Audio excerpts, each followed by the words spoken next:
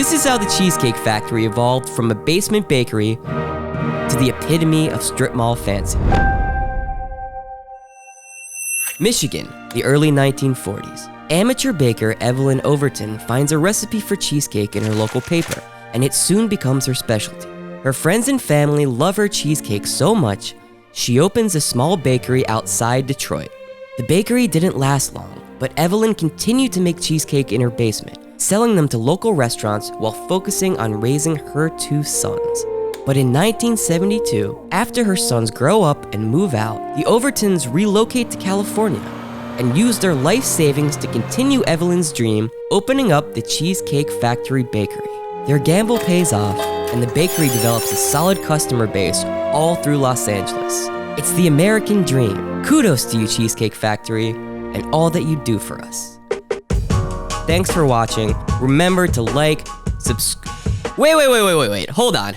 That's not the end of the story. Not even close.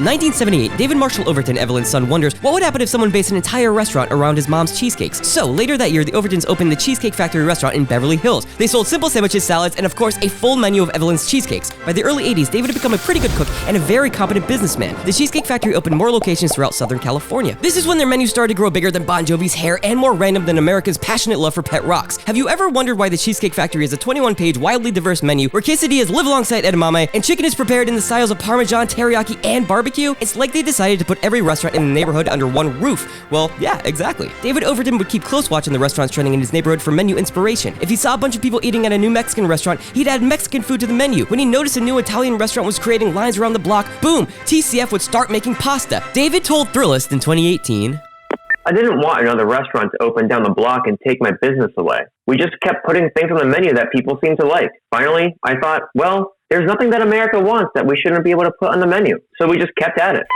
And they really did. By the early 90s, this Babu's Dream Cafe model is a clear, quick success. The menu continues to balloon, as does Bon Jovi's hair, and they open restaurants on the East Coast. 1992, the company goes public, and they bring in restaurant designers who implement that whole, hey, this kind of looks like Egypt if it was built by Siegfried and Roy, and also you kind of have to squint your eyes vibe that we all know and love. It's definitely pretty random, but it's evolved into their trademark style. Throughout the 90s, the Cheesecake Factory kept expanding across the country, quickly becoming the preferred date spot for everyone from promiscuous teenagers to recent divorcees. And their menu just kept getting bigger. Bon Jovi, however, gets a haircut. Looking good, Bon. The restaurant also started becoming known for its giant-ass portions. David Overton was inspired by the enormous portions he saw in retirement communities in Florida, and they wanted to make sure you had some leftovers, right? The year 2000, Earth narrowly avoids a Y2K disaster. Good news for humanity, and by extension, the Cheesecake Factory, because in the mid-2000s, the cult of the Cheesecake Factory grows. Penny from The Big Bang Theory works at the Cheesecake Factory in the show, which was the most popular comedy on TV for like a decade for some reason. 2011, they expanded internationally to Dubai, where the restaurant is at the bottom of a freaking indoor ski slope that's so Dubai.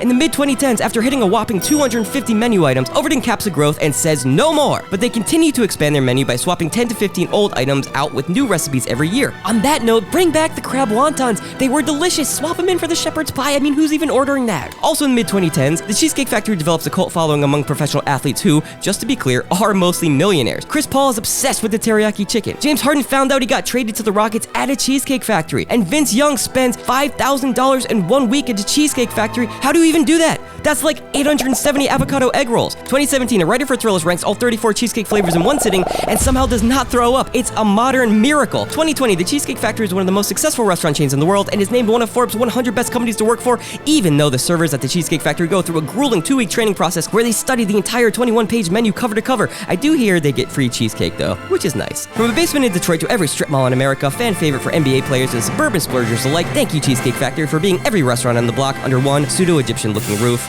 Oh, thanks for the leftovers too. Thanks for watching, everyone. I hope you learned a little something today. Make sure you subscribe to our channel, like this video, comment with a topic you want us to hit next, and share it with a loved one. I'm sure they would like to hear from you.